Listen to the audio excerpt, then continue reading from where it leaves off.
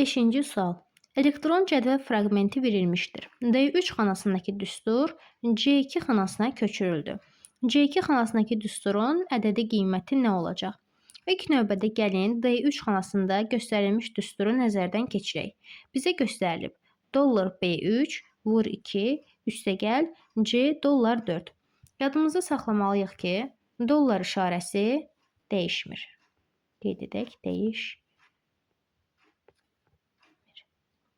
dəyişmir.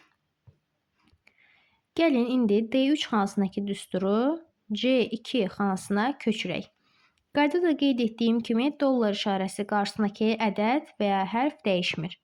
Yazaq, bərabərdir. Bərabərdir düsturda mütləq yazılmalıdır. Dollar B. İndi isə gəlin rəqəmə baxaq. D3-də B3 uyğundursa, bəs C2-də nə uyğundur? Əgər 3-ə 3 uyğundursa, 2-yə isə 2 uyğun olacaq. Yəni, dollar B2 vurulsun 2 üstəgəl C dollar 4 qeyd olunub.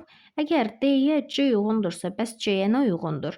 D-dən əvvəl C gəlirsə, C-dən əvvəl B gəlir. Yəni, yazırıq B dollar 4. İndi isə gəlin hesablayaq. Bizə B2-nin qiyməti məlumdur, B4-ün qiyməti məlumdur. 15 vurulsun 2 üstəgəl 17, 30 üstəgəl 17, bu isə cavabı 47 olaraq geri qaytarır. Doğru cavabımız B bəndidir.